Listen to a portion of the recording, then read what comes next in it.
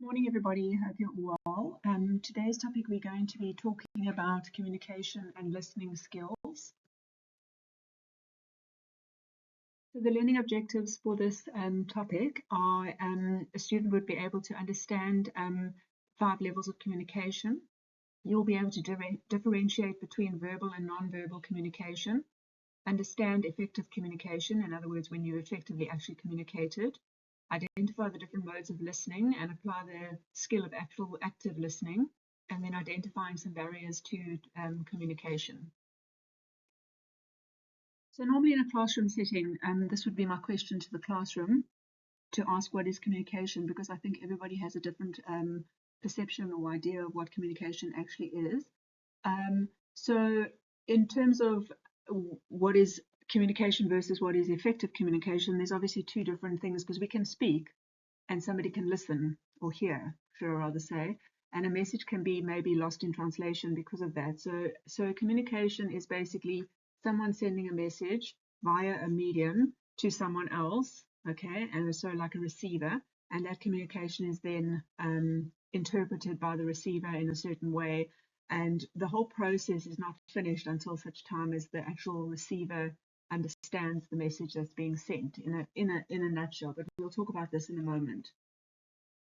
So it is the foundation for all interpersonal relationships. If you think about your own relationships, obviously everything in communication, we talk a lot about AI, and we talk about how computers are going to take over the future, and we talk about how humans are going to be replaced with certain things, but there is just something to be said for the fact that people need human interaction, human contact, and essentially that is what communication is. So it's basically relating to people, sharing ideas, getting other people's opinions, those kinds of things, exchanging information, getting support on different things. So it's like bouncing ideas off people and getting ideas that you haven't thought about, because we all think very differently, and it's always good to have that interaction with people to be able to get that from them, expressing feelings and so on. So good communication. So communication is one thing. Good communication is another thing altogether. Good communication is obviously what the employers are looking for when they're looking to employ people. So now we talk about effective communication. We've spoken about good communication, we've spoken about good communication, and we've spoken about effective communication. That's what I was trying to say when you have to know that your message has actually been transferred, and your message has been understood, and your message has been in the way that you intended it to be understood. So being able to express your wants, feelings, thoughts, and opinions clearly and effectively, in other words, it's being received in the same way. So listening and understand what others communicate to us. So these are the ways that we have to effectively communicate. Okay, and we're going to talk in a moment about how do we know if it's been effective or not. So this diagram sort of depicts a general form of communication. So at the top you can see we've got a sender or a speaker, someone that's actually sending the message. You'll see that there's an arrow there. There's the word barriers. We're going to talk about that in a moment. And that message is obviously going to the receiver or the listener. Okay, and then it comes back round so the receiver and the listener comes back round to see if the message is then sent back to the speaker, and then back to the receiver or the listener and back. So it's a circle that's I think there's an arrow missing there. It was too light. Anyway, so basically that message is just forming in a circle and continuing, should I say.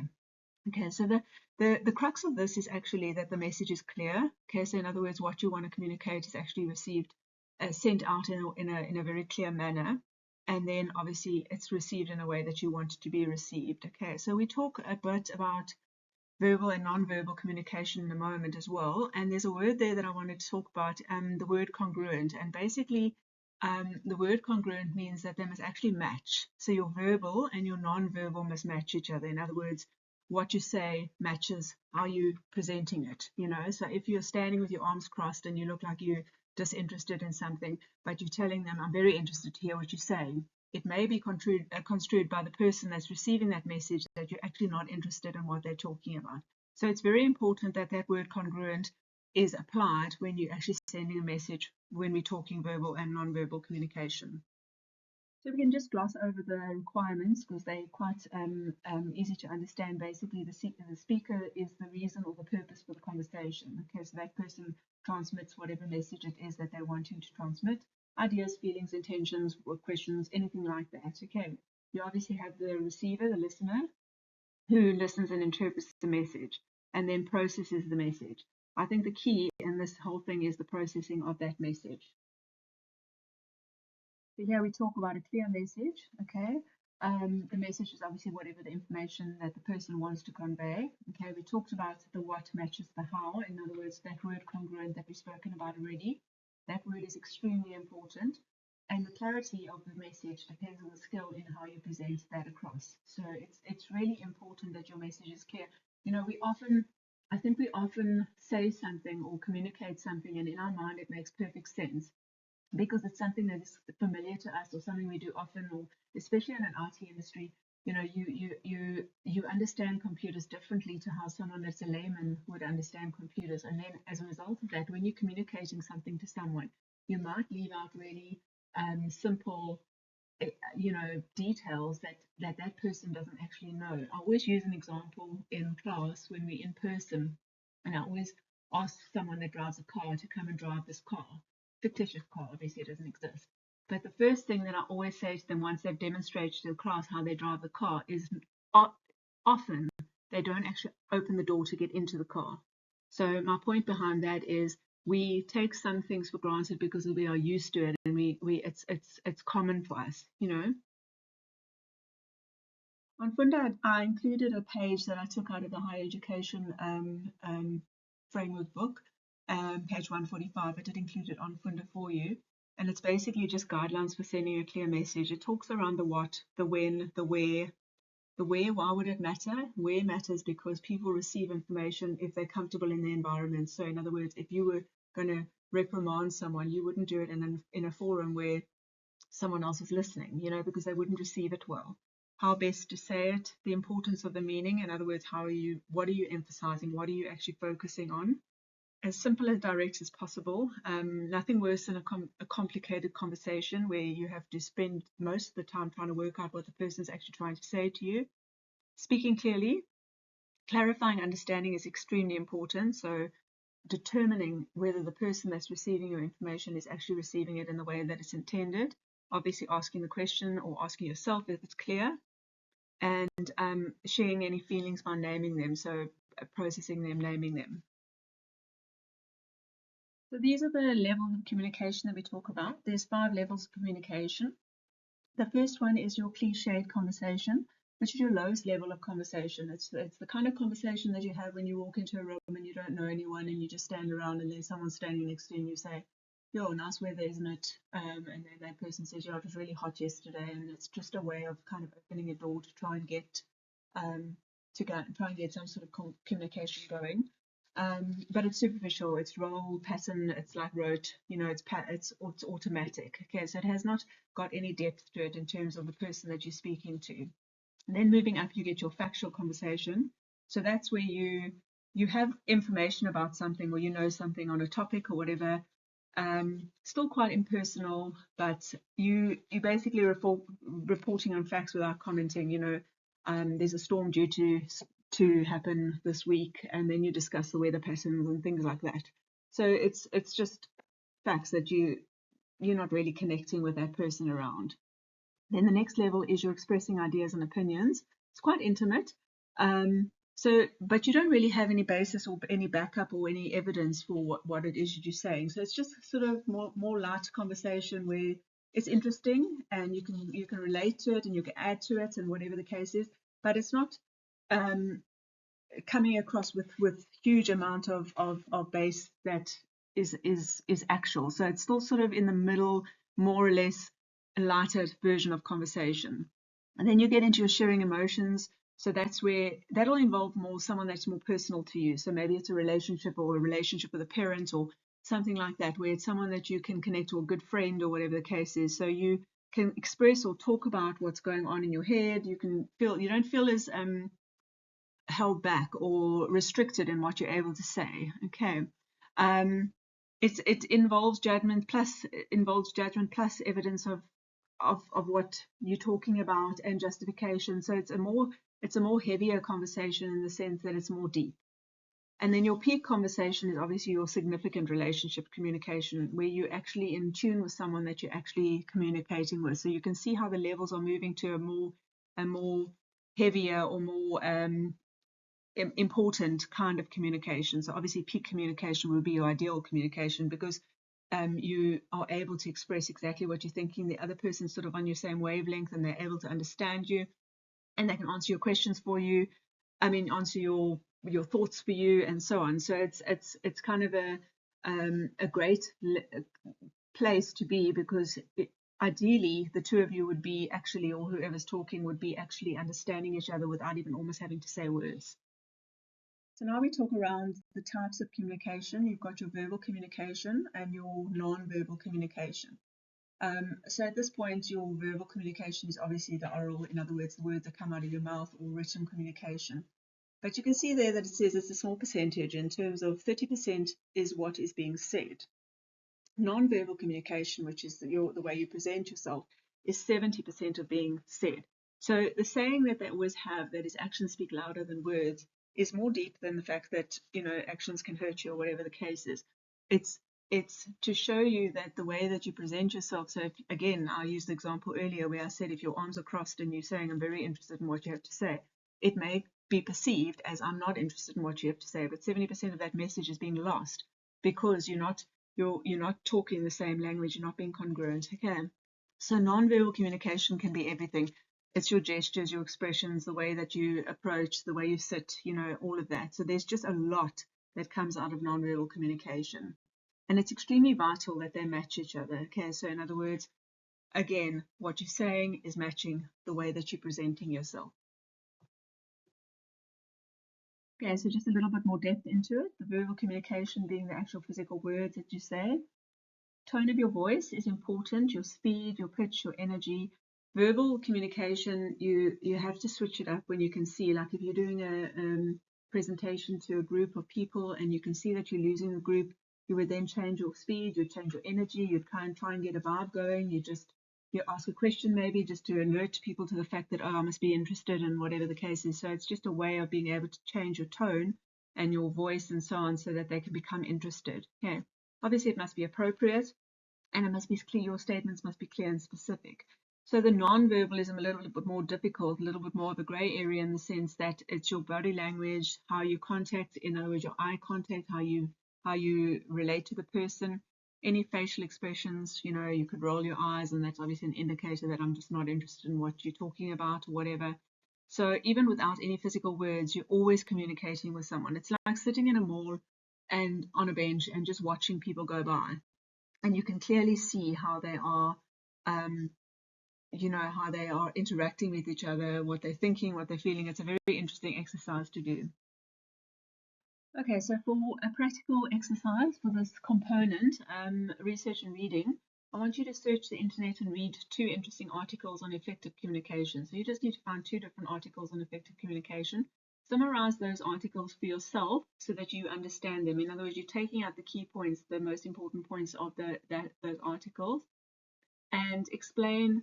I want you to explain effective communication to someone other than, someone close to you, someone that you communicate with, so that you can explain to them what your perception and what your understanding is around effective communication.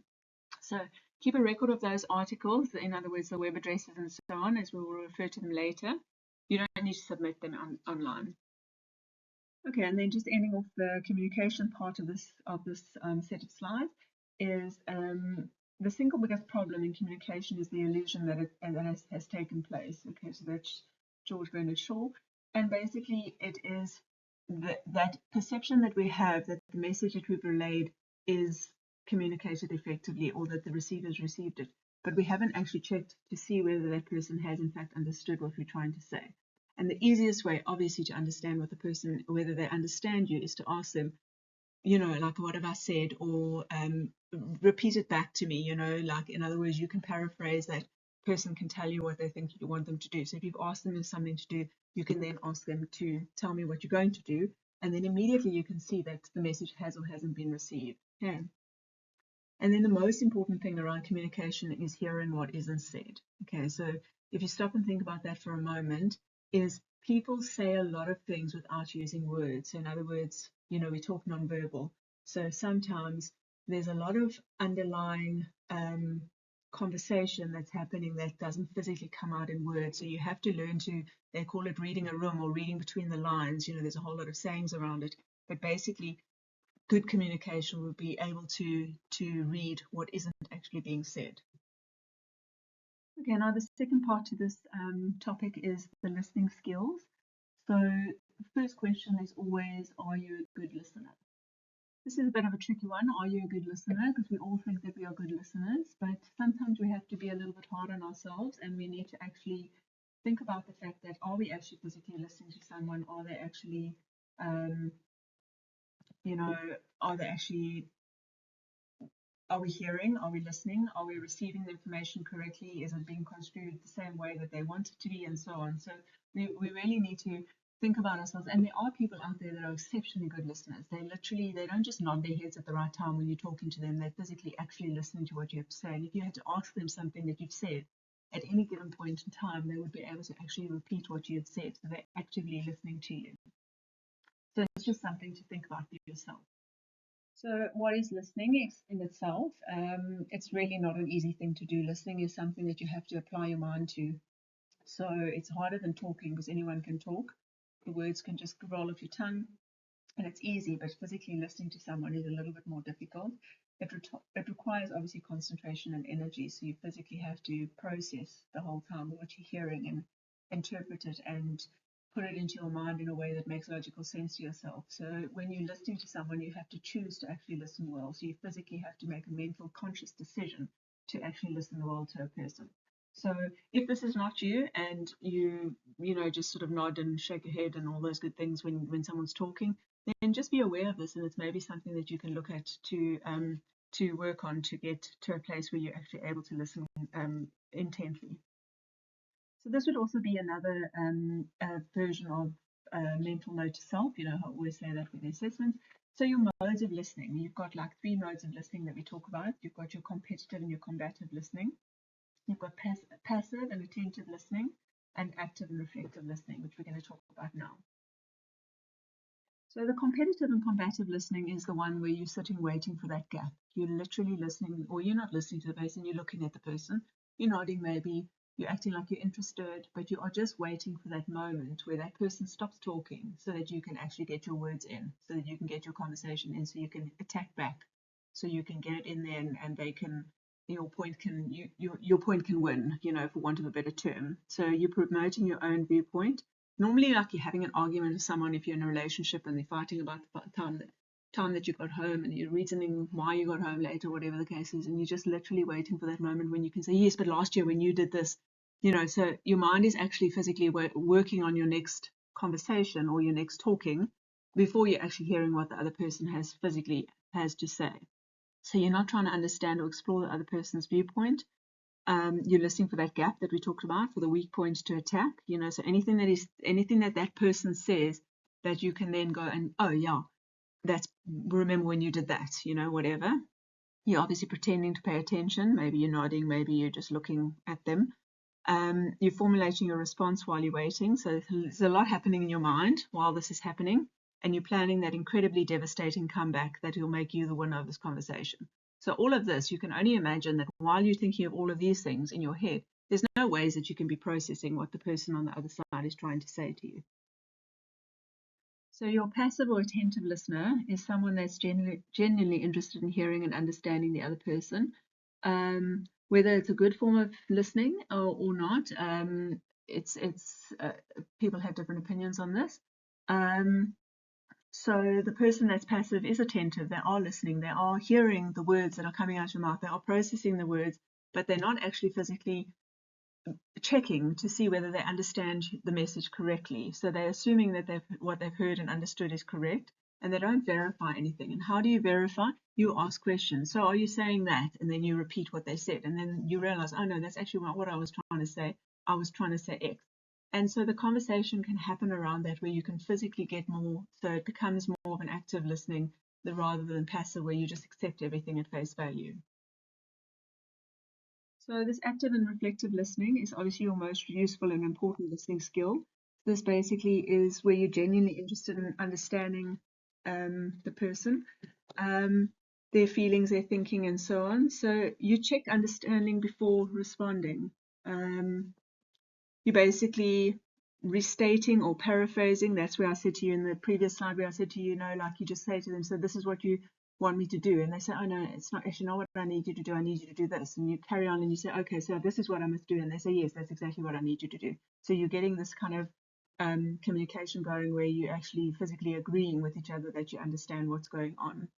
Reflect the message back to the sender to verify understanding. So that's your paraphrasing in that. And that makes this the most effective means of listening. So if you are thinking that listening skills is something that you would want to hone in on, improve on, and give some attention to, you obviously just ways to do it or how you can improve them is you have to decide to listen. So you have to be quiet. I know it's very difficult for some people, and show that you want to listen. You have to give your focus, maintain your eye contact, and so on. You obviously can't do it in an environment where there's a lot of distractions. You're not going to be able to completely focus on a conversation if there's a lot of distractions around. You have to display your own open body language. And what we mean by open body language is just basically presenting yourself in a way that says to the other person, I am listening, I am interested, I want to hear what you have to say. Leaning in towards the person, not crossing your arms, nodding at the right times, but not shaking your head consistently, sending some sort of acknowledgements, which again would be your nodding of your head, or just saying oh yes, yeah. You can communicate with little words that just indicate to that person that you're hearing what they're saying. Empathizing, very different to sympathizing, just to say. So it's to demonstrate the acceptance and the respect. So you're putting yourself in their shoes, as they call it. Okay, so in other words, you can imagine what it would feel like or what it would be like to be in that situation. You're obviously making the person feel worthwhile, and you provide that environment of awareness, honesty, and growth. So it creates that relationship or that bond or that connection between the two people that they would want to speak to you. They would want to use you as a confidant. They would want to, they trust that you are the person that they can speak to and the message is being received in the way. So in combining some skills, when you reply or you respond to a conversation, clarification is basically the most important. Ask the question, say, is this what you mean? Or just ask the question, do you want me to do that? Or whatever the case is. So you can get the communication going to check that you understand. Paraphrasing is obviously just repeating whatever the person said. So are you saying that I should do my quiz at 1 o'clock today? Oh no, you've got from 1 o'clock today until next week Tuesday. Okay, great. So if I do it by next week Tuesday, is that going to be okay? Yes, that's great. So it's that kind of communication where you're turning it around and just making sure that you understand exactly what's being said. And then on a reflection note is basically you acknowledge or you validate the feelings that are being expressed by the sender, okay, by rephrasing the feeling. So it gives them the perception and the understanding and the knowledge that you know how they're feeling. So it sounds like you're angry. Would you like to talk about it? Instead of saying, are you cross? Instead of directly attacking that issue, you're saying to them, look, it sounds like you're angry. Would you like to take a moment and we can talk about this in an hour? Or whatever you need to do. It gives them a different perspective on that sort of immediate attack kind of approach to something. So then in terms of barriers to communication, you have very specific barriers, and these specific barriers for a speaker are obviously somebody that maybe speaks too softly, so that's very difficult. So that is going to be a barrier. A barrier is something that stops the effective communication, so it's something that gets in the way. The message could be too complex. In other words, maybe you're in IT and you're in a third year level or whatever the case, and then you're talking to a student in first year and you're using lingo that this person cannot understand. So I can't hear the conversation because I don't know what you're talking about, So losing or forgetting a point, okay, that can be a barrier. That's the one I always talk about when the door opens in class, because I always forget what I'm talking about. I've got to go find my feet again, and then I've got to start over and so on. Your verbal and your non-verbal not being congruent. In other words, they're not matching. So therefore, I think, but why are you actually even talking to me? Because you're not interested in listening to me, Paying attention to the reactions. So in other words, however the listener reacts, you acknowledge that. You see that, oh, okay, maybe I hit a nerve. Maybe I need to change my strategy, And if you don't pay attention to it, it is going to stop that person talking. Using unconventional methods to deliver a message. So maybe you deliver a message that should be done in person and you do it like via text, whatever the case is. So you're just using a method that isn't going to get that message across. Your tone might come across wrong. Your actual message might come across wrong if you've texted instead of actually speaking to the person, because when you're speaking, you can kind of get a feel for how the conversation or what the message is. From a receiver point of view, the receiver could be preoccupied or not interested in what you're actually having to say. Okay. Again, there's that competitive nature of where you're formulating your response while you're listening, so you're already thinking about what you're going to say. Your own personal beliefs make you decide that what this conversation is about is not of interest to me, so therefore I'm not listening. You're judging, you're making judgments against the speaker or the message that they're sending, and you're not asking any questions to clarify your understanding around it. So those were the previous slide were the specific barriers of communication, but these are the general barriers. So basically, your first one being frame of reference. Okay, so in other words, what your values, beliefs, attitudes are. They do impact on how you listen to someone. They do affect your communication. They don't always allow you to perceive the conversation in the way that it's intended, because it goes against what you believe in. So say morally it goes against something, you're not going to be able to process it in the same way.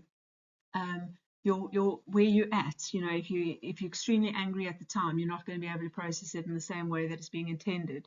From an educational point of view, where your understanding is, like I was talking about, a third year and a first year, maybe there is an educational difference in the sense that they have got a higher level of maybe terminology or acronyms or anything like that. So therefore, I'm not understanding it, so I'm not able to communicate it. Cultural barriers are realistic in the sense that we don't really understand maybe how it's coming across, and it was intended this way and it's being received that way, and so it comes across differently. And then relationship difficulties. So when you have a relationship issue with somebody, it's difficult to then communicate easily and listen to them and process it. So if you were in an employer situation, maybe you wouldn't be able to listen to that person because you just don't like them. And that sounds ridiculous, but it does impact on the way that you communicate. Then your perceptual barriers is, it's the way you perceive things. Okay, so everybody perceives things differently. Okay, so it is influenced by your frame of reference. We just talked about our frame of reference, where, in other words, what frames us, what our reference point is. So because it's different, my perception is therefore different. So you organize information in a way that makes sense to you. So you process it in a way that makes sense to you, but it's different to somebody else. So that does make communication a little bit more difficult. So any past feelings that you have or any hurt reactions, your selection on what you select to be correct, what you believe to be correct, the needs that you must fulfill. Okay, so in other words, your perception is infected by your needs. Education, your environment, where you are at, the headspace that you're in at that time. Your language, in other words, language barriers. Maybe something's too technical. That would be like in the sort of IT environment, maybe it is too technical for someone that that is a layman. And then stereotyping, in other words, you've just decided what that person is like. Maybe the person's wearing an item of clothing that doesn't appeal to you, and now suddenly they must be, not able to communicate on your level, things like that. Then there's the third barrier, general barrier, is your noise barrier. That's a given. Obviously, if there's noise, disruption, physical, psychological noise, all the stuff that's happening, so that is going to be a barrier of communication. The choice of medium, we spoke about a little bit earlier, writing, telephone, face-to-face, wrong channel, wrong message. So you've got to match your channel with your message, So if it's something that is personal and you need to talk to someone, it would be better to speak in person, because then you can communicate and ask questions and all of that. Whereas if you were WhatsApping someone or texting someone, the message can be received incorrectly and misunderstood and so on. Feedback barriers, where you don't ask for feedback, so you don't actually want to know what the other person's thinking, you don't ask for it, and therefore you don't know if the message was received. And then the message flow, one-way versus two-way communication. Obviously, it affects the message. So if you're just banging something out there and you're not allowing someone to come back and ask you, maybe you're broadcasting something, it is a barrier, because now I can't check with you to understand whether I do understand what you want me to do. So sometimes you have a group that only admin can post on, for example. Now you put something out there, now suddenly I can't ask a question, and I don't know if I'm understanding it. I don't know where I'm supposed to be. Those kinds of things. So in a nutshell, just to explain, effective communication is when the receiver is able to interpret the message in the same way that the sender intends it, and the filters and the barriers didn't affect the message. So in other words, my message got across to that person understood it exactly the way that I intended it to be, and there were no filters or barriers that affected the way that it was understood. And then just quickly to end off, me and my love quotes. So most people don't listen with the intent to understand, they listen with the intent to reply. So that was Stephen Covey, and it's very true. We listen a lot of the time for what we want to connect with, and we listen for what we can actually respond to. And then the other one there is the word listen contains the same letters as the word silent. So if you had to rearrange the word listen, you would get the word silent, and that is actually key. You have to decide to listen. You have to decide to step back, stop talking, and actually listen to what somebody has to say. Okay, so that's just the references for that higher educational workbook. And that ends this presentation on communication and listening skills. And hopefully, if there is anything that's hit home and that you think that you can look at or improve on or impart with other people, maybe you're good at something that you can help other people with, then please do so, because communication and listening are absolutely key in business, in life, in everything. Thanks, guys.